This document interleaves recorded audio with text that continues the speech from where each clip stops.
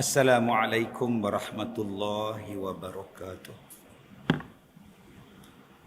Bismillahirrahmanirrahim. Alhamdulillahil qail ya ayyuhalladzina amanu kutiba alaikumus shiyam kama kutiba alal ladzina min qablikum la'allakum tattaqun. Shadaqallahul azim. Asyhadu an la ilaha illallah wa asyhadu anna Muhammadan abduhu wa rasuluh wa nusalli wa nusallim ala rasulillah wa ala alihi wa ashabihi ajma'in. Alhamdulillah, kita sambung, kita membaca kitab Muhimmah. Kita sampai pada muka surat yang ke-21. Kita terus kepada perenggan yang terakhir dalam muka surat yang ke-21 dan tersebut di dalam kitab Tuhfah bagi Syekh Ibnu Hajar dan di dalam kitab Nihayah bagi Syekh Ramli. Kata mereka, apabila zahir tanda derhakanya seperti kasar jawabnya selepas daripada lambatnya dan masam mukanya selepas daripada bersihnya dan berpaling selepas daripada berhadapan, maka hendaklah mengajar ia akan isterinya hal keadaannya sunat. Baik, kita masih lagi membicarakan tentang tanda-tanda isteri yang derhaka. Dalam kitab Tuhfah dan kitab Nihayah, mereka menceritakan kepada kita apa dia di antara tanda-tanda seorang isteri derhaka kepada suami dia. Pertama, kasar jawabnya. Menjawabnya kasar. Bahasa kita ni kasar. Apa? Tu jawab tu kasar. Oh, apa? Tu kasar. Panggil mah, jawabnya apa? Kalau jawab apa tu lembut, tak apa-apa bang. Tak apa lah, ni jerkah. Apa? Belum lagi bercakap dengan bahasa yang kasar kepada suami dia. Selama ni abang ada jaga saya kah? Selama ni abang ada bagi duit kat saya kah? Selama diungkit. Satu kali tak bagi, dia lupa hak 100 dah bagi. Tu nama dia kasar selepas jawab dengan lembut. Satu. Dua, masam mukanya. Masam muka, tarik muka 14. Orang kita belah utara ni dia sebut muka 14. Tarik muka masam. Nah, kalau belah kampung saya ni dia panggil masam kiok. Dah lah masam kiok pula. Masam kiok. Itu tanda derhaka nombor 2. Tanda derhaka nombor 3, berpaling. Tak mau tengok. Tak tengok muka lelaki ni, kalih kau lain. Maka itu adalah tanda-tanda derhaka. Apa nak buat? Adakah suami ni boleh pergi buh penerajang kat isteri dia? Han jawab kasar kat gunung, bagi pelempang sekali, pam bagi sekali, terplek kepala muka orang tu. Dia kata hendaklah mengajar, fa'izuhunna. Suami tadi hendaklah mengajar. Apa dia? Hendaklah menakutkan akan dia dengan seksaan dunia dengan palu, dan lagi digugurlah nafkah dan gilirannya, dan hendaklah menakuti pula akan dia dengan seksa akhirat dengan api neraka. Wallati takhafuna nushuzahunna fa'izuhunna wahjuruhunna fil madaji wadribuhunna. Surah An-Nisa ayat 34. Maka Allah Ta'ala pesan pada suami-suami, wallati takhafuna nushuzahunna, dan perempuan-perempuan yang kamu takut, takhafun yang kamu takut, mereka itu nusyuz, derhaka, nusyuzahunna, Nombor satu apa suami kena buat? Fa'izuhunna. Hendaklah si suami mendidik isteri dia. Mengajar isteri dia. Dia bukan suruh pukul, dia bukan suruh kita perajang dia, pukul dia, sepak dia. Bukan. Dia suruh ajar. Suruh ajar. Tuan-tuan yang saya muliakan, hari ini ada 12 orang jumpa saya. 12 orang jumpa. Sampai kita pun naik pening. Yang stres, yang depression, yang dah tak nak betul dah. Ada satu makcik ni berat 56 kilo, sekarang 38 kilo. Stres dengan suami dia. Turun.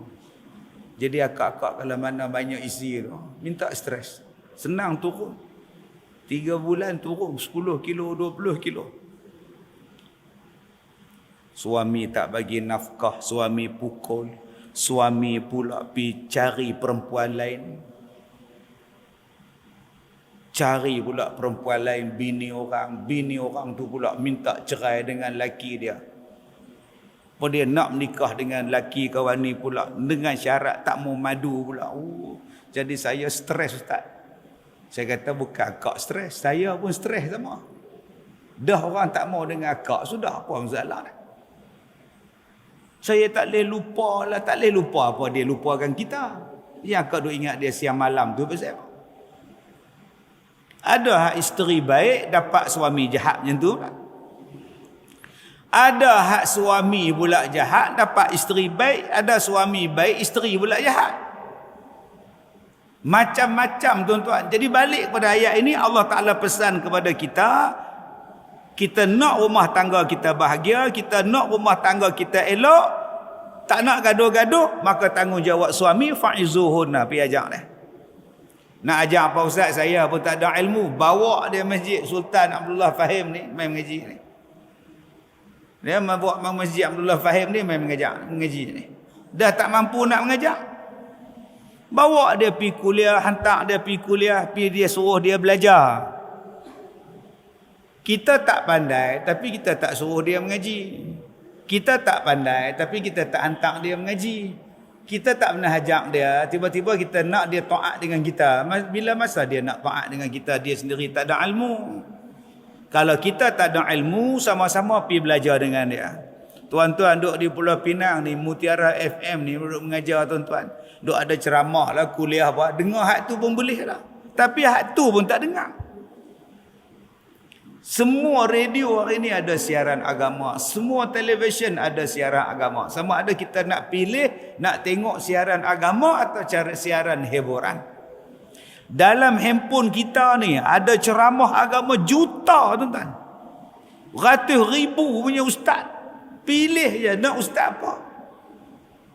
Sama ada hang nak pilih ustaz ke, ustazah ke ceramah. Tak pun hang nak biar istihang duk pilih masa apa hari ni, ria apa hari ni. Yang tu ni pilih nak kata apa. Jadi tanggungjawab tu tuan-tuan yang saya hormati, tanggungjawab kita sebagai suami. Ajar dekat dia, pesan dekat dia. Baik, supaya dia tak jadi nusyus. Kena nasihat selalu. Baik, yang kedua. Dan sayugianya bahawa menyebut dan mengingat ia akan bagi isterinya akan khabar yang sahih keduanya. Selalu ingatkan pada isteri tentang cerita-cerita, tentang pengajaran-pengajaran yang disebut kepada orang perempuan. Contohnya, apabila bermalam oleh perempuan hal keadaannya meninggalkan tempat ketiduran suaminya, nescaya melaknat akan dia oleh segala malaikat hingga sampai waktu subuh. Ni. Okey. Bagi tahu dekat dia sebab ada suami yang isteri tak layan. Ajak tidur tak mau tidur. Masuk bilik dia kunci pintu. Dia tak bagi suami dia sentuh dia. Macam-macam sebab tuan-tuan, ada yang tak bagi sentuh sebab takut gemuk. Dia kata kalau suami saya pegang lagi saya jadi gemuk. Saya tak mau gemuk Ustaz, saya nak maintain badan saya. Atau Memang tak tidur dengan suami. Tak mau. Saya nak jaga badan saya. Lepas tu suami tidur dengan siapa? Pandai-pandai dia. Ada hak bila nak pegang saja tak boleh ada lotion. Pegang tan lengan ada lotion, pegang tan pipi ada krim. Tu nak pegang tak apa? Ada timun lagi. Pergi susun timun ni loh. Tak muka. Abang-abang kalau isteri tiap-tiap malam duk puh timun kat muka tu. Ambil satu-satu pergi cicah dengan sos cili. Apa kejadah. Ada pula yang bubuh putih telur. Melekat satu badan. Abang tu siapa nak cakap ni? Ni nak pakai ni. Tak gitu. So duk cakap apa dah. Kedut. Tak cakap dah. Duk pakai krim apa tu. Nak bagi tegang muka. Soalan dia, hang nak bagi tegang muka hang. Soalan dia, hang nak bagi lembut badan hang. Nak bagi halus kulit kamu. Nak bagi cantik badan kamu tu untuk siapa? Kalau suami tak boleh pegang, suami tak boleh tengok, suami tak boleh apa semua ni, untuk siapa? Yang hang pakai segala lotion mak nikah ni? Untuk orang luar. Untuk orang yang bukan kena mengena dengan kamu. Yang ni yang salah. Dia bukan jaga untuk suami dia, dia bukan jaga untuk dapat pahala kan, dia jaga untuk orang kata di luar. Amboi hang, kulit macam nak darah. Amboi hang, macam dulu no, tak naik-naik badan lah. Dia cukup bangga yang tu. Nak lelaki ni duduk menung tengok siling. 4 bulan dah puasa ni. Campur Ramadan ni 5. Orang lain puasa sebulan, dia 5 bulan puasa dah. Pasal apa? Sentuh pun tak bagi. Bagi tahu dekat dia. Mana-mana perempuan yang tak mau pergi tidur dengan suami dia, dia tidur seorang-seorang dia abaikan tanggungjawab dia, maka malaikat laknat dia sampai subuh. Setiap hari kalau tak bagi dah, sampai subuh tiap-tiap hari. Baik. Adapun jika jelaslah derhakanya. Jika tahqiqlah derhakanya, seperti menegah ia daripada mengambil kesukaan. Yang seterusnya, apa tanda suami isteri derhaka? Menegah daripada ambil kesukaan, tak bagi sentuh. Dalam bahasa Hindustan dia sebut cura merayat, tak bagi pegang. Bila suami pegang tangan dia, dia cura merayat. Jangan duk pegang-pegang aku, lepaskan tangan aku. Dia tak mau tidur, tidur berasin. Tidur asin. Satu, tu jelas derhaka dia.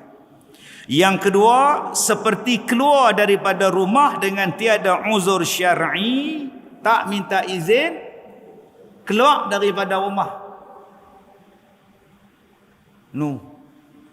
Pergi IKEA. Buat apa saja. Lelaki tak tak? Kira dengan dia. Pergi mana pun tak pergi. Buat apa ambil ni? Saja seronok tengok pinggan. Pergi jalan. Saja dia takkan buat apa seronok tengok window shopping. Tu anak ada rumah pandai-pandai dia pak lelaki pak dia belah. Pak gaduh kat. Ni nama dia derhaka ni. Tak ada sebab hang keluar daripada rumah ni. Dan tiada berulang-ulang derhakanya. Duk lawan tak habis-habis. Maka hendaklah mengajarkan dia pula berpindah daripada tempat tidurnya. Hal keadaannya jangan dipukul.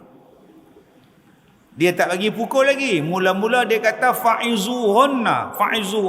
Ajak. Berapa lama nak ajak ustaz? Tak tahu. Ikut kesabaran tuan-tuan. Mau 10 tahun, mau 5 tahun, mau 4 bulan, mau setahun. Pergi duk hantar mengaji. Pergi duk hantar kuliah. Ikut pengajian. Lepas tu, tak jadi ustaz. Duk hantar dia mengaji pula. Lagi dia duk syarah kat saya pula. Dulu tak apa boleh bersyarah ni. Pas mengaji ni dah hakal satu hal. Dia bersyarah satu hal pula ustaz. Dia melawan lagi kemas ustaz. Sudah. Okey, kalau gitu masuk level 2. Apa dia? Tinggalkan tempat tidur. Wahjuruhun nafil madaji'. Tinggalkan tempat tidur. Siapa? Kita lah. Macam mana? Tu saya tidur dengan dia. Sudah. Dah lah puasa tu 4 bulan. Ustaz tak bagi tidur pula. Bukan saya tak bagi, Allah tak bagi. Tidur dengan dia. Tu saya tidur. Hang melawan aku tak tidur dengan hang. Dia duduk dalam bilik, kita duduk atas sofa. Tengok Ronaldo hat-trick. Terus tak tidur. Masuk malam keempat dia tanya, tak mau tidur ke? Dia tanya pula. Tidur lah hang seorang, malas aku nak tidur. Tak mau tidur sudah. Pukul 1 merangkak masuk lek. Beh tak ada. Duk merayak masuk. Nombor 2 ni wah juruhun nafil madaji'. Sampai bila nak pisah tempat tidur ustaz?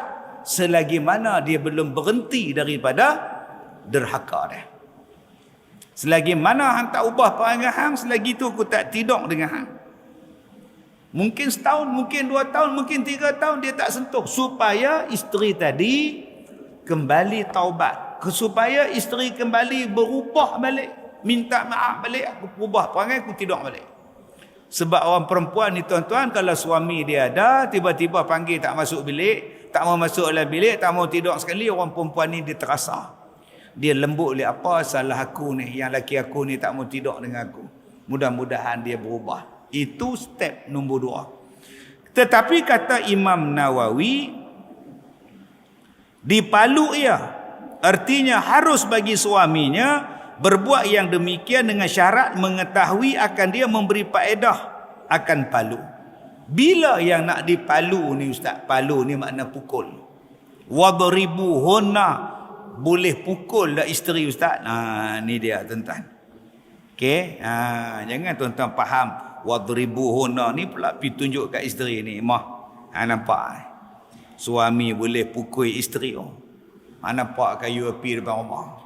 Hang keluar daripada rumah, kayu api tu mai atas belakang. Oi.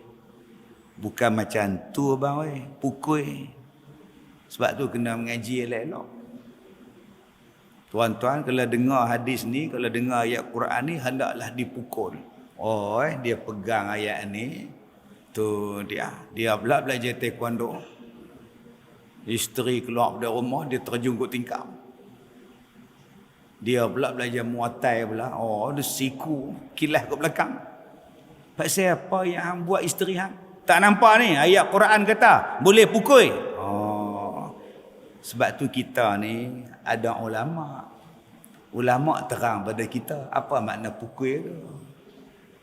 Supaya kita kena faham betul. Ada hadis yang menerangkan supaya jelas. Kalau tuan-tuan main hak ni saja, tuan-tuan tak tengok huraian dia, tu jadi kelang kabut. Hak ni yang jadi perbahasan 2-3 bulan lepas ni. Hak ulama belah kiri, hak ni belah kanan, nak ikut yang mana ni. Ni dia ayat dia. Tuan-tuan kalau dengar ayat ni, wallati takhafuna nusyuzahunna fa'izuhunna wahjuruhunna fil madaji wadribuhunna. Dia kata boleh pukul. Sedap, smackdown. Dia pula duk tengok John Cena tiap-tiap hari. Begini buat kat isteri dia. Pasal apa hang pukul isteri hang? Dia kata dalam Quran kata boleh pukul. Ni. Apa syarat dia? Okey, Imam Nawawi kata syarat dia apa? Tuan-tuan boleh buka dalam tafsir-tafsir. Kenapa? Nombor 1 nasihat. Sebab ada orang perempuan, dia boleh berubah dengan nasihat. Ada orang perempuan, bila kita kata, bila kita tegur, bila kita ajak, dia boleh terima. Pasal hati dia lembut. Lembut ya. Dia mudah tersentuh, dia mudah berubah. Ada manusia jenis macam tu. Ambil mah siang kat mak buat macam tu, tak elok. Dia pun mak kandung mah, walaupun dia tak bela mak. Tapi dia mak kandung, tak boleh kasar lagu tu. Pergi minta maaf dengan mak. Dia pergi minta maaf. Dia jaga mak dia. Pasal apa? Dia makan pujuk. Dia makan nasihat. Tapi ada perempuan hak tak macam tu. Jenis muncung sejengkai. Bibir ni Allah tak payah cocok botok lah. Bila kita nasihat, bila kita tegur, dia ada ikut. Tapi duk cakap belakang. Bong-bong-bong, duk kutuk belakang. Jenis ni tak usah tidur dengan dia. Jenis ni tak usah tidur dengan dia. Pasal apa? Jenis keras kepala. Bila kita kata A, dia kata B. Kita kata 3, dia kata 10. Kita cakap 1, dia balas 100. Jenis mulut popek ni. Yang ni apa dia? Terus saya tidur dengan dia. Lepas tu dia main duk merendek kita. Tapi ada hak nombor 3 tuan-tuan, dia tak makan pujuk. Hak nombor 3 ni pula jenis ada persatuan pula. Persatuan wanita lah, persatuan Sri Kandi lah, persatuan apa lah. Dia backup dia kuat. Dia liberal lah, dia bini wak keluar segala dalil mak nikah semua wak keluar, saintifik sana, saintifik sini, dan dia pula jenis berkasak dengan kita. Kalau setakat kita ni berat 60 kilo, dia tolak sekali.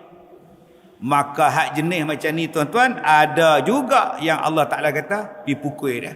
Dengan pukul dia saja boleh bagi dia senyap. Itu sebab apa? Nasihat, tinggal tempat tidur, pukul. Sebab ada hak jenis ni. Tuan-tuan mungkin tak jumpa perempuan jenis ni pasal isteri tuan-tuan baik-baik. Dan tuan-tuan pun tak jumpa dengan orang perempuan hak lain. Ni, hak saya jumpa. Tadi saya jumpa. Saya kata A, dia kata B. Saya kata B, dia kata C. Lah saya nak tinggi suara. Tinggi suara pula kita hari Senin tuan-tuan kan larat. Lagi batai pula. Tapi kita geram. Geram kan. Pandai bercakap lah. Dia pandai. Jadi banyak masalah. Sebab tu Allah Ta'ala kata hak jenis ni bagi sekali sudah sejam. Pasal apa? Jenis tak makan saman tuan-tuan. Tetapi nak pukul tu ada syarat dia apa? Pertama kata Imam An-Nawawi, ada faedah memberi pukul. Kalau tak ada faedah, jangan pukul. Pasal apa hang pukul dia? Geram saya, melawan dah 4 tahun saya sabar. 5 tahun sekali ni saya tak sabar. Saya bagi sekali. Lepas tu, dia bagi saya berkali-kali ustaz ni yang patah riuk. Maknanya tak ada faedah hang pukul dia. Dia balas hang balik. Tak ada. Hang silat apa pun tak ada. Dia tu pula taekwondo ada, gusti ada. Tak ada faedah. Yang kedua, yakin bahawa dengan memukul itu boleh mengubah perangai dia. Kalau kita kata, kalau aku pukul pun dia macam tu ustaz, dia tak boleh ustaz. Pukul lagi dia garam ustaz, dia jadi hak, jadi hijau. Kalau kita tu pukul. Hari tu saya cuba nak angkat tangan dah. Dia angkat tangan dia balik ustaz. Saya tak nampak orang, saya nampak tangan dia. Punya besar tapak dia. Kalau kita tu ustaz pukul. Tak ada faedah bila hang pukul dia. Yang kedua, tidak boleh dipukul di atas mukanya, tak boleh sampai berdarah, tak boleh sampai pecah-pecah. Syarat kedua, tak boleh sentuh di muka. Muka tu apa makna? Kepala. Tunjai kepala dia ke, pelempang dia ke, tumbuk mata dia ke, bahagian kepala jangan sentuh. Pasal yang tu kotak switch. Kotak switch letak kat kepala. Hampir tumbuk kepala dia, bergegar otak dia lah jadi mereng. Hang tumbuk tang mata dia, buta sebelah jadi lanun hamba Allah sekarang ni. Hang tumbuk tang muka dia, patah gigi dia, rongak sampai sekarang. Dia nak keluar rumah malu dah. Hang tumbuk tang hidung dia, patah sampai sekarang. Herot hidung dia. Jangan. Hang pukul di muka dia sampai lebam, sampai parut, di mana dia nak keluar rumah. Maka syarak tak bagi pukul di bahagian muka. Oh, muka tak boleh. Lagi? Tak boleh sampai berdarah. Darah gigi ke, luka badan ke, tak boleh. Yang ketiga, tak boleh pecah-pecah. Pecah di sini, lebam tak boleh, patah riuk tak boleh, luka tak boleh. Oi. Tu pukul lagu mana Ustaz? Sebab tu kena belajar. Dalam kitab tafsir Al-Azhar, Hamka dia kata apa? Tuan-tuan balik rumah buka surah An-Nisa ayat 34, tafsiran Hamka dia kata apa? Pertama, maksud yang nak pukul tu. Dia kata ambil kain ya. Ambil kain macam tu ya. Dua, ambil lidi ya. Bukan ambil batang mok. Ambil lidi saja mengajar dia. Jentik macam tu je. Boy, besar no. Macam tu ya. Dan isteri pun bila suami ambil lidi, tarik pak. Jangan isteri pula jawab, tak sakit. Jangan cakap tak sakit. No, batang mok ada 3, penyapu ada 8. Pilih anak mana? Tuan-tuan, bukan boleh dengan penyapu, bukan boleh dengan kerusi plastik, bukan boleh dengan ni cawan gelas apa semua ni. Sebab tu kena faham makna yang dikatakan. Bila datang hadis, bila datang ni, datang huraian yang ni, nak pegang hak mana? Hadis tu kena pegang, huraian pun kena pegang, baru boleh faham. Kalau tuan-tuan buta pergi pegang yang ni, naya orang perempuan. Sebab tu ada orang yang buta-buta dia pegang, nama dia Zahir, Ahlul Zahir. Ahlul Zahir ni tuan-tuan dia pegang hak tu. Hak tu saja dia pegang. Sedangkan ulama bincang memukul isteri ni pilihan paling last sekali. Ulang balik. Memukul isteri ni pilihan paling akhir selepas nasihat. Dan nasihat tu bukan sekali. Mula-mula kita nasihat, tak jalan, mak bapak tolong nasihat. Tak jalan, adik-beradik tolong nasihat. Tak jalan, kawan-kawan tolong nasihat. Kaunselor tolong nasihat. Asatizah tolong nasihat. Jiran tolong nasihat. Bukan sekali je kita nasihat, lepas tu kita tak peduli lah. Banyak step nasihat tuan-tuan. Banyak step. Ni nak sampai berenggang tempat tidur ni pun, nak masuk step kedua tadi, jauh lagi. Nak sampai pukul, lagi jauh. Jangan bila tuan-tuan faham ayat ni, Allah bagi pukul, maka dia pukul, dia terajang. Tuan-tuan dengar kan, perempuan yang mengandung, suami dia pijak sampai terkeluar budak.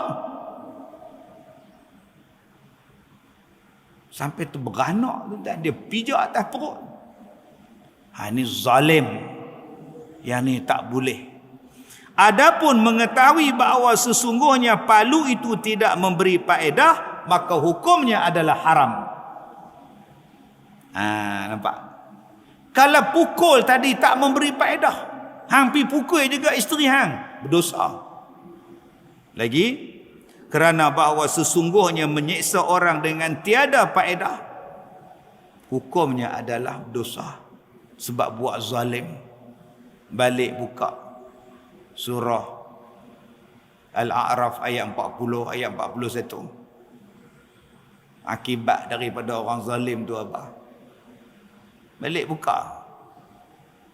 Allah Ta'ala sebut ni, orang yang tak percaya pada ayat-ayat Allah ni, innal ladzina yakfuruna bi ayatillah. Buka surah Al-A'raf ayat 40. Mati besok. Mati ni. Kata Allah, la tufattahu lahum abwabus sama. Pintu langit tak terbuka dekatnya. Wala yadkhulul jannah. Takkan masuk syurga dia. Hatta yalijal jamalu fi sammil khiyat. Sehinggalah unta boleh masuk dalam lubang jarum. Masya Allah. Subhanallah. Saya bila baca ayat ni tuan-tuan, Allah kata pintu langit tak terbuka dan dia takkan boleh menembusi langit, menembusi syurga lah apa semua, sehinggalah unta boleh masuk dalam lubang jarum. Lubang jarum fil jamal samil khiyat. Al khiyat jarum, lubang jarum yang kita duk masuk. Bila dikaji tuan-tuan, di langit tu saintis duk kaji tentang black hole, lubang hitam. Dia kata bila lubang ni dia sedut, dia tarik. Kalau dia tarik kaki, kaki masuk, kepala tinggal. pasal kecilnya dia dan kekuatan dia. Kekuatan black hole itu menarik macam vacuum, dia tarik. Bila buka dalam Al-A'raf ayat 40 ada disebut, la tufattahu lahum abwabus sama, tak akan terbuka pintu langit untuk dia, dan dia takkan boleh masuk sehinggalah unta masuk dalam lubang jarum. Subhanallah. Tapi sayang tuan-tuan, kita bila baca ayat Quran tak tahu apa yang kita faham. Kita lebih pada berlagu ya. Berlagu siang malam, kita belajar mata-mata tapi kita tak belajar. Orang putih tak pandai berlagu. Dia Elvis Presley dia pandai. Tapi bila dia kaji Quran, dia tengok betul-betul. Apa yang dia kaji dia nampak dalam Quran, apa yang dalam Quran dia kaji di dunia nyata. Dia nampak.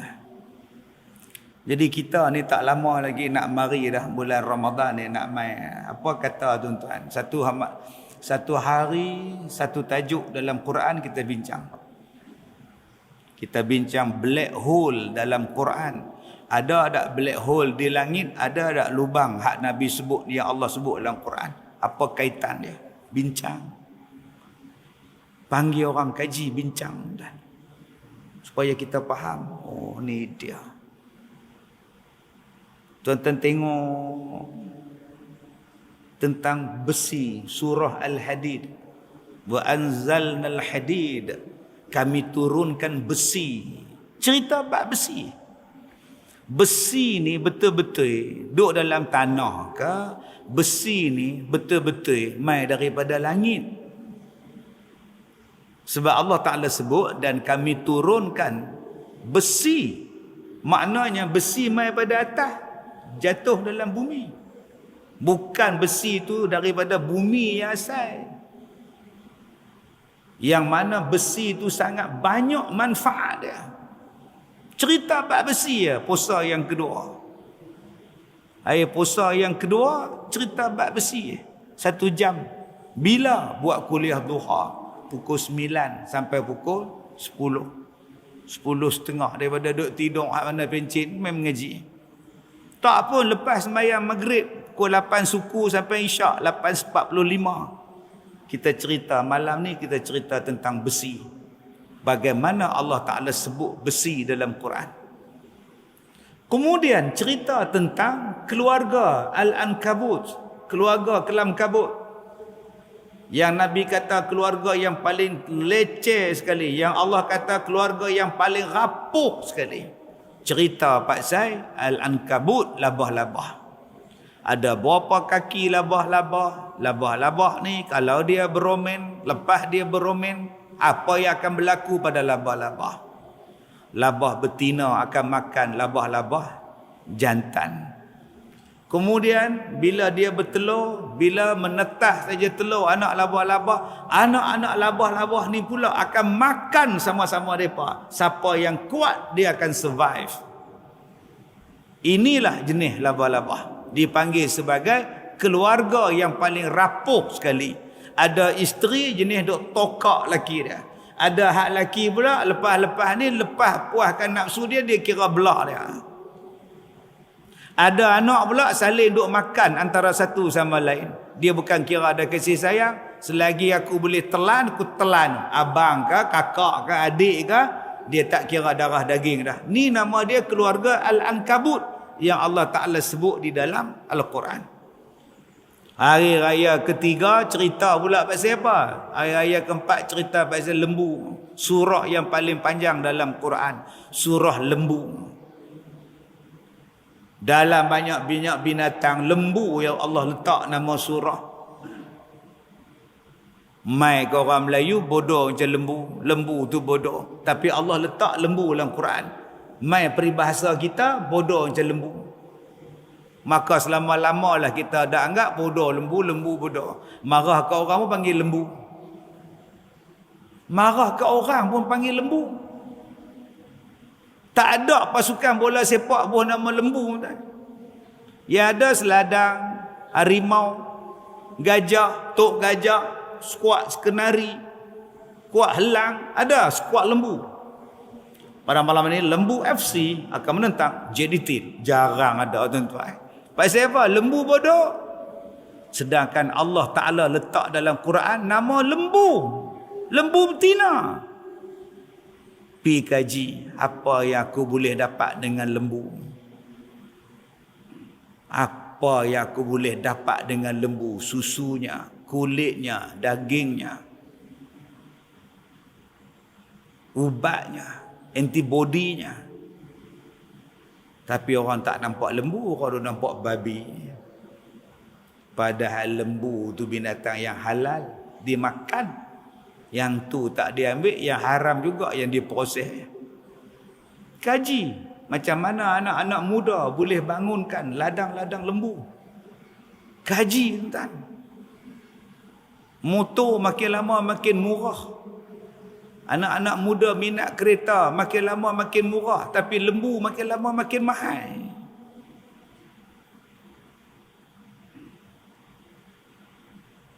Saya ada orang buat korban dengan saya tu, dan dia ajak saya buat korban. Saya tak mau. Cukup lah bagi orang lain pula. Macam-macam orang nak saya jadi duta. Duta kain kapan pun ada. Duta kain kapan nak bubuh gambar saya. Buatan kotak. Saya tak apa bagi orang lain macam doa. Tak. Ada yang buat korban tuan-tuan, dia boleh dapat 40 juta tuan-tuan tu. 28 juta buat korban saya. Sebab tu orang duk pulun. Pilah buat korban, bela lembu. Kalau tidak kan dia mendatangkan ekonomi. Tak ada lah Allah letak dia sebagai surah paling panjang, surah yang kedua dalam Quran. Kita asyik duk tengok madu lebah, bincang madu lebah tu. Hari puasa yang kelima bawa botol madu 5 botol. Tengok yang mana yang tiruan. Yang mana yang asli. Ajak pada orang, boleh tak madu ni dicampur dengan benda lain diminum? Adakah dia jadi ubat? Adakah madu ni kena minum sendiri-sendiri, tak boleh campur-campur baru jadi ubat? Adakah madu ni boleh dicampur dengan itu, campur dengan ni, campur dengan ni minuman ni jadi ubat? Macam tu kah cara minum madu? Sampai bila kita ni tuan-tuan tak habis-habis cerita, tak boleh minum madu dengan besi, dengan sudu besi, kena minum dengan sudu plastik baru jadi ubat. Saya tanya balik, zaman Nabi ada plastik ke? Tetapi Al-Quran sebut besi daripada zaman dulu lagi. Besi zaman dulu lagi tuan-tuan. Tapi kita boleh kata, dia kata ustaz jangan makan madu dengan besi, tak, nanti habis khasiat dah. Tu makan dengan apa? Plastik. Habis itu Nabi minum apa? Ada sudu plastik, pakai buang ke? Dia diam tu. Hak besi tu zaman dulu. Zaman Nabi Nuh buat kapal itu pun tuan-tuan, buat kapal dengan paku, bukan plastik. Paku tu dah buat kapal zaman Nabi Nuh. Ya Allah Ta'ala sebut dalam Quran ni, bi'ayunina wa wahyina. Maka dibuatlah kapal oleh Nuh itu dengan wahyu daripada kami dan pengajaran daripada kami menggunakan apa? Menggunakan paku, kata Allah. Paku ada dalam Quran disebut. Balik buka cerita Nabi Nuh AS. 30 hari dalam bulan Ramadan, satu tajuk, 30 tajuk, alim tuan-tuan. Alim bab apa? Alim bab hak Quran baru sikit. Jadilah daripada kosong. Mungkin Mutiara FM boleh buat ni. Minta radio Pulau Pinang buat.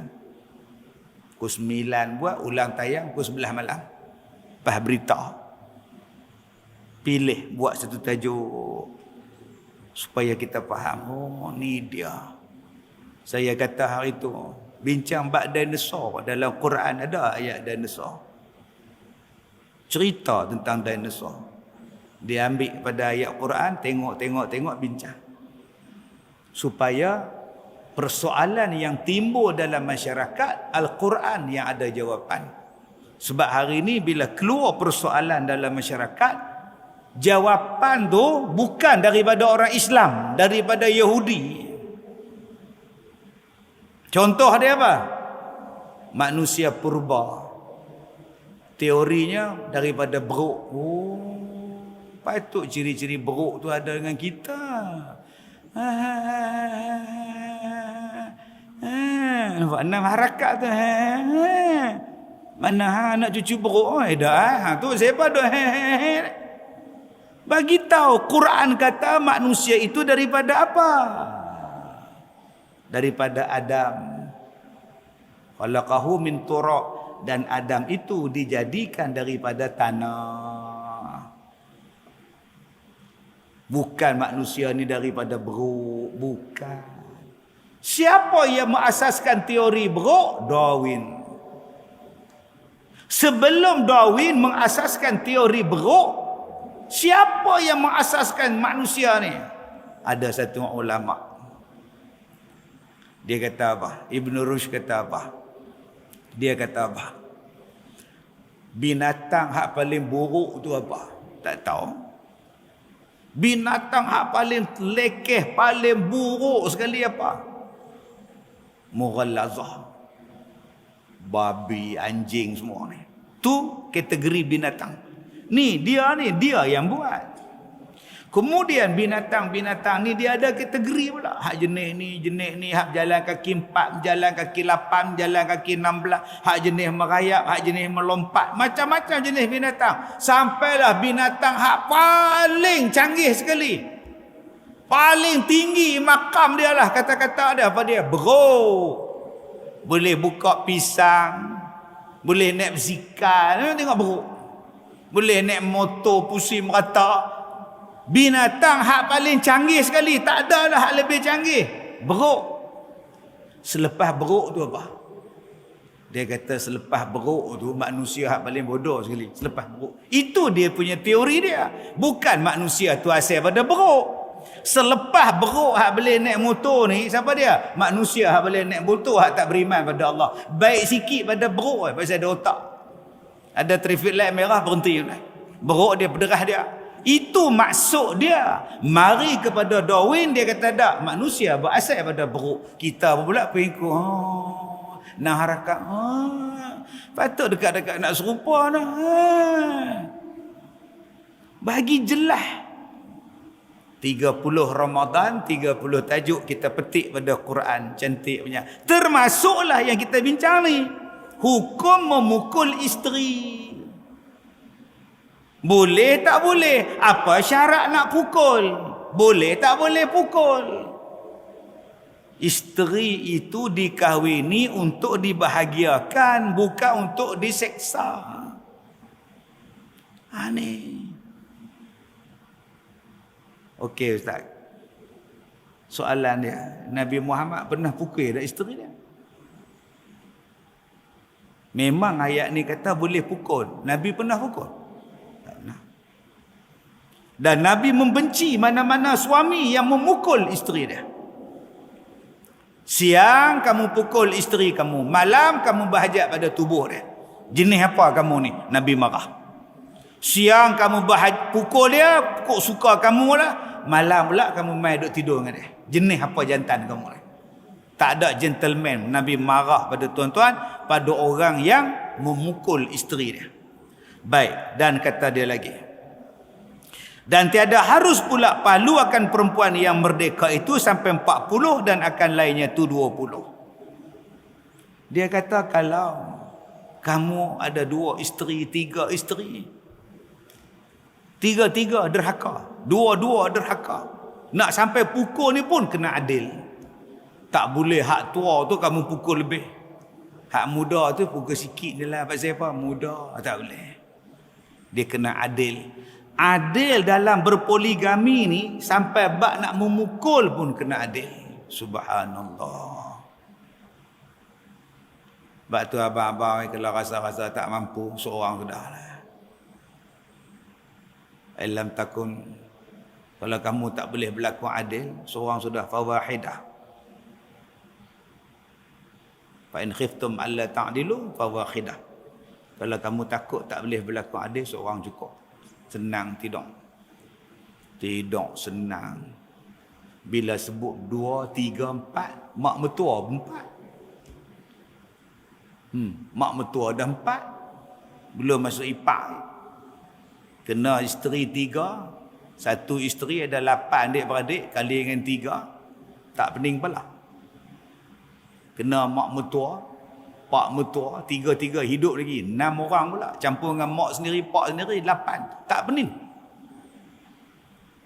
3 beranak serentak pula. Tak pening.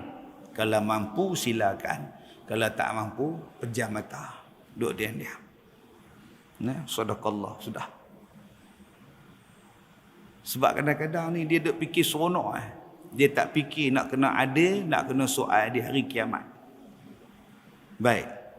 Dan inilah seksa yang berbuat atas perempuan yang derhaka pada suaminya dalam dunia. Yang tu, stop. Habis. Setakat tu tak boleh buat lain lah. Kalau tak boleh juga, cerai. Okey, sekarang akhirat pula. Yang tadi duk cerita hak dunia. Sekarang cerita pula balasan untuk yang derhaka di negeri akhirat. Adapun seksanya pada hari akhirat jikalau derhakanya perempuan itu sebab minta talak kerana tiada satu sebab, tiada satu kesakitan yang tiada diharuskan oleh syarak, niscaya haramlah atas perempuan itu mencium bau syurga. Yang ni pun duk bincang juga lah. Ada hak kata bergegar tiang arash lah, apalah, hadis palsu lah, apa semua. Yang tu saya tak nak cerita lah. Kita baca hak kitab kata. Okey.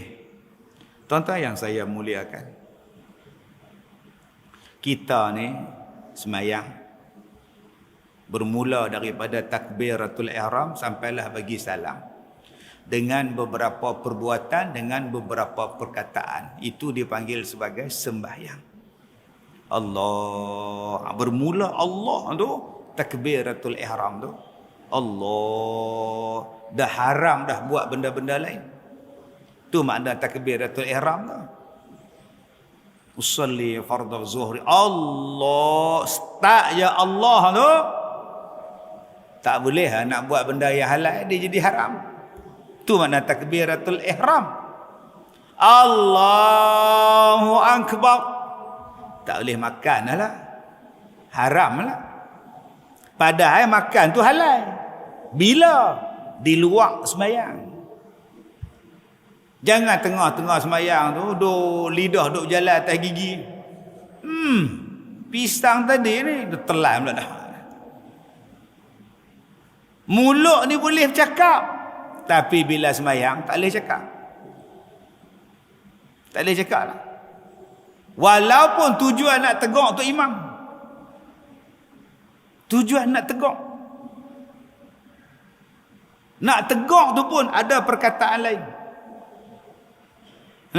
Ada perkataan lain. Tu imam ni dia terus sujud. Walam yakul lahu kufuwan ahad. Allahu akbar. Terus sujud, rukuk tinggal. Kita duduk belakang ni. Rukuk. Konon-konon nak teringat tu imam, rukuk. Tak boleh. Tak boleh. Pasal apa? Pasal bukan ucapan nak tegak. Tak boleh cakap. Itu nama dia takbiratul ihram. Kentut tu halal. Tapi bila ada Allah, tak boleh kentut lah. Kalau kentut batal sembahyang. Itu nama dia takbiratul ihram. Sebab ada orang tak faham. Ustaz, saya bukan apa Ustaz, saya tak mau pergi Masjidil Haram tu sebab nama dia pun haram. Pasal apa? Dalam dosa kalau pergi. Peluh hutang dosa. Dia kata Masjidil Haram, takbiratul ihram, pakaian ihram, tanah haram. Buat apa kita pergi tanah haram? Dah tahu haram. Kita duduk pada batas ni halal. Sudah. Oh, sudah tuan-tuan. Dia tak faham makna haram tu tentang apa. Serupa kita duduk baca ni. Cerai apa hukum? Tu yang kena belajar. Ada beberapa hukum cerai. Serupa juga ada beberapa hukum nikah. Ada orang yang wajib nikah. Kena menikah dah. Pendapatan ada. Kejantanan ada. Kelakian ada. Kehendak pun ada. Boleh dah. Kemudian ada pula perempuan pula, kawan orang sana, kawan orang sini, bawa orang sana, bawa budak sini, bawa budak sini, bagi tahu kat mak pak dia suruh nikah. Yang ni kena wajib nikah. Pak saya apa? Pak saya segala-gala dah ada lah. Dia pula duk usung dah bagi dia menikah. Terus duk panjang-panjang tunang buang masa bagi dia menikah. Ada orang hak sunat menikah. Pak saya apa? Dia ada keuangan, dia ada kehendak, tapi dia boleh kontrol lagi. Dia boleh kontrol nafsu dia boleh. Yang tu sunat. Ada hak haram nikah. Pasal apa? Penyakit. Kalau dia kahwin sat lagi, menyusahkan orang ni. Pasal apa? Ada penyakit ni, ada penyakit ni. Sat lagi isteri dia sakit sekali. Yang ni saya jumpa satu isteri dia kena AIDS. Dia lambat menikah. Mak pak ni susah hati. Anak dara lambat menikah. Dia tengok satu budak duk menyanda kat ni, kat apa? Tiang masjid. Tiap hari iktikaf. Bagus ni. Subuh ada, maghrib ada, semua ada. Pak ni pergi tanya orang, mana? Buat apa? Nak mengabdikan diri pada Allah lah. Oh, bagusnya. Bagi nikah dengan anak dara.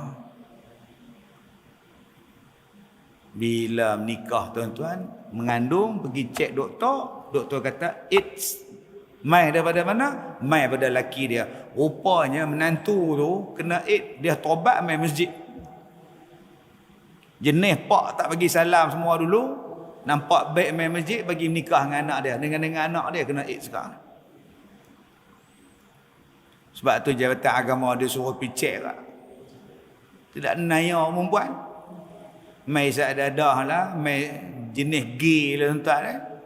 Memanglah baik duduk melengung dekat tiang masjid. Rupa duduk tobat. Tak pasal anak dia kena AIDS. Jenis ni yang kita kata ni. Ada hukum haram. Ada hukum ini. Ada hukum ni. Ada hukum ni. Serupa tu lah dengan cerai pun. Sebab tu tuan-tuan jangan duk paksa orang nikah. Kita tak tahu apa masalah dia.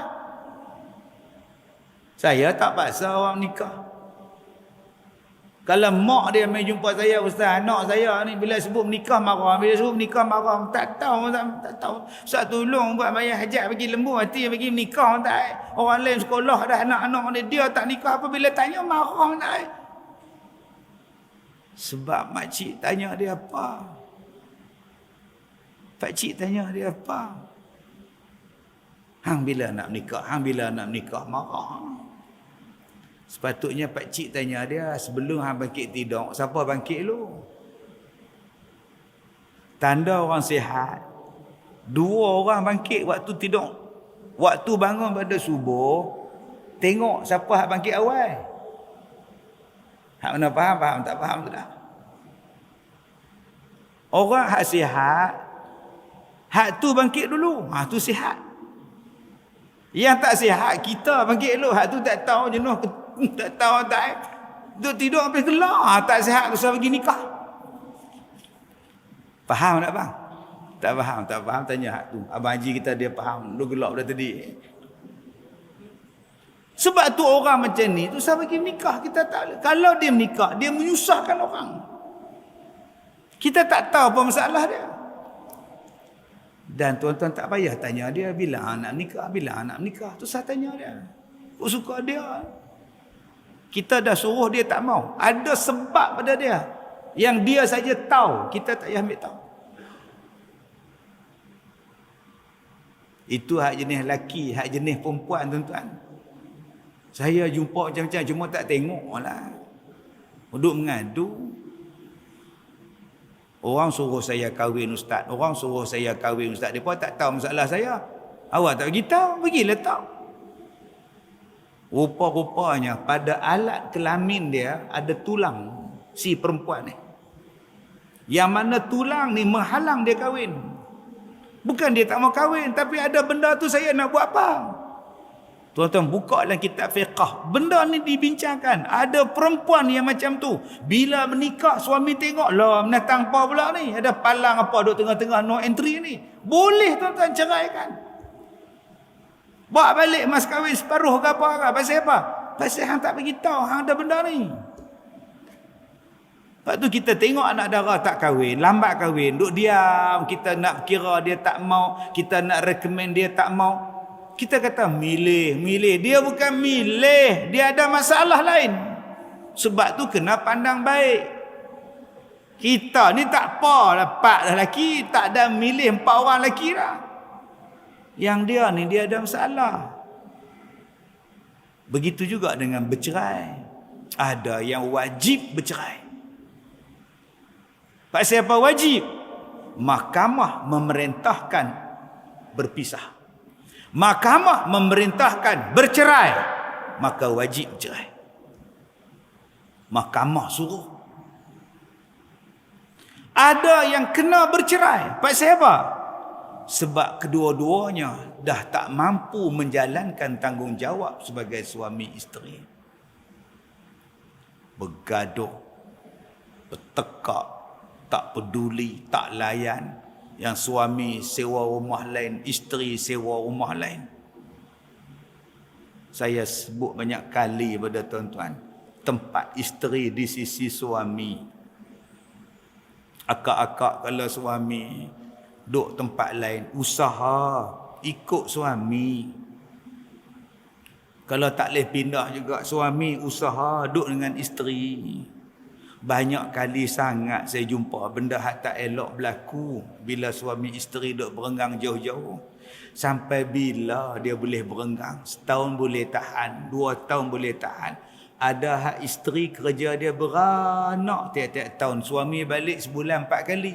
Beranak tiap-tiap tahun. Tapi bela anak tak pernah, beli susu tak pernah, basuh berak anak tak pernah. Rupanya duk di Kuala Lumpur tu ada perempuan lain. Kerja dia balik bagi mengandung isteri dia. Lepas beranak apa semua, dia tak ambil tahu dah. Kemudian bawa anak 5-6 orang, mai jumpa saya, ustaz, macam mana ni? Macam mana apa? Dulu pasal apa tak ikut? Itu satu jenis. Hak jenis lain pula, suami pula baik. Isteri pula sewa kondominium, ajak jantan duduk sekali. Rumah mereka asin, rumah asin, tapi rumah nak duduk dengan boyfriend ni sewa kondo lain, tuan-tuan. Suami tak ada, Isnin sampai Jumaat confirm tak ada dah. Sabtu Ahad baru ada, Sabtu Ahad baru balik rumah sendiri, duduk kat taman, rumah teres. Jumaat, Isnin sampai Jumaat duduk di kondo ni. Dan laki-laki yang duduk serumah dengan dia bukan Melayu. Puak-puak mana mai. Dahsyat zaman sekarang ni. Jadi kalau dah macam tu, tuan-tuan, mahkamah kata hampa cerai. Ada pula tuan-tuan yang tak boleh bercerai. Makruh, bukan tak boleh, makruh. Semalam kita tengok dia duk makan kutiau, duk gelak kukik gelak. Hang suak aku suak hang. Hari ni kita tengok dia main masjid tak bawa isteri. Mana isteri hang tak ikut kah? Dah cerai dah. Cerai apa kemarin dulu aku tengok hang duk makan kutiau bagus punya, duk suak hang suak dia suak apa? Pasal apa bercerai? Saja. Sambil duk gelak saja. Yang ni tak boleh. Ada juga yang jatuh pada haram. Haram lagu mana ustaz? Ni yang kita nak baca ni. Haram bercerai. Talak tu jatuh tapi berdosa. Semalam malam Jumaat pergi tidur lagu mana apa. Suami isteri tidur. Mai besok pergi cerai. Hang ceraikan dia waktu hak tak sesuai. Isteri kamu dalam haid, kamu pergi ceraikan dia, jatuh talak tapi ada hukum. Isteri kamu dalam nifas, jatuh talak tapi ada hukum. Baik. Kemudian dia kata di sini, satu lagi jenis yang minta talak tanpa sebab yang dibenarkan syarak. Macam tadi, tuan-tuan dah semayang, saja-saja tuan-tuan nak berhenti daripada semayang, tak boleh. Tuan-tuan dah takbiratul ihram, tuan-tuan nak berhenti saja-saja semayang, tak boleh. Tengah semayang, Allahu Akbar, Waalaikum, Waalaikum. Siapa pula pergi buka? Tak boleh. Ataupun tuan-tuan semayang seorang-seorang, semayang maghrib, imam dah habis semua dah, pukul 8:05 main singgah semayang. Kita semayang maghrib, Allahu Akbar, seorang-seorang dah.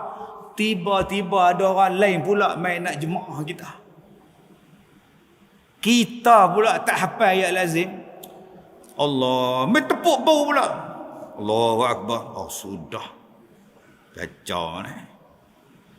Tiba-tiba dia batal sembahyang. Allah terkentutlah pula. Dia buat batal, dia pergi turun ambil wuduk. Punya malas nak jadi imam.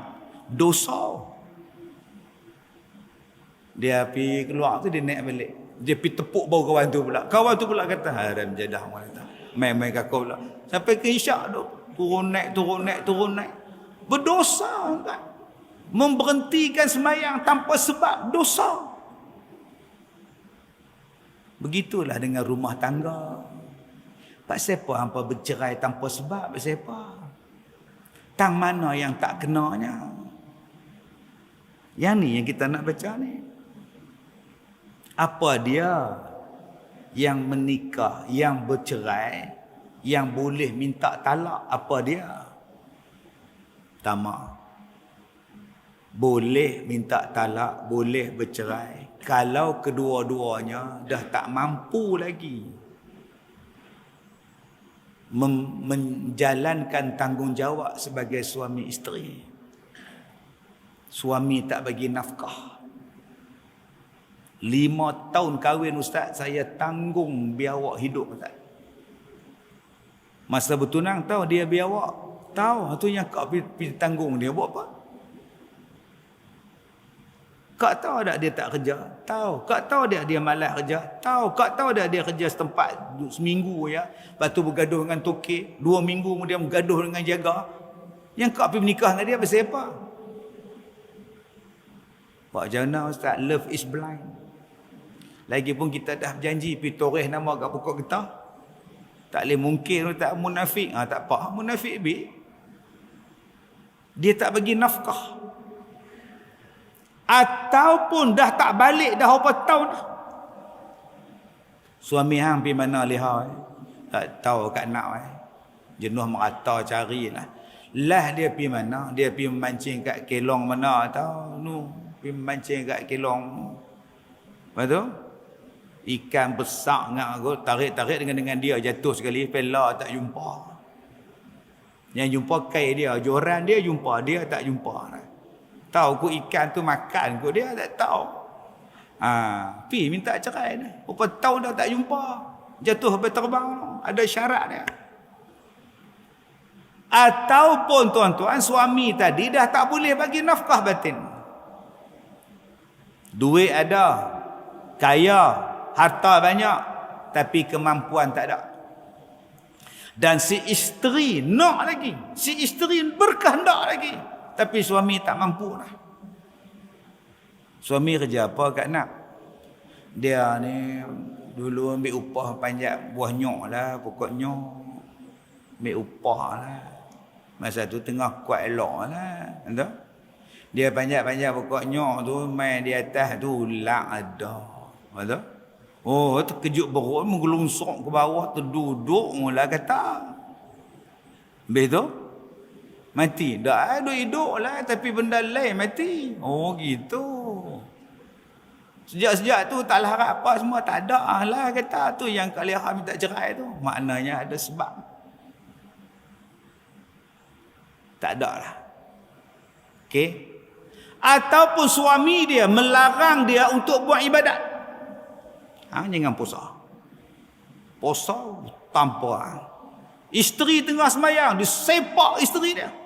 Sampai isteri ni tak boleh nak ibadat. Pergi jumpa pejabat agama. Atau dipaksa melakukan benda-benda jahat.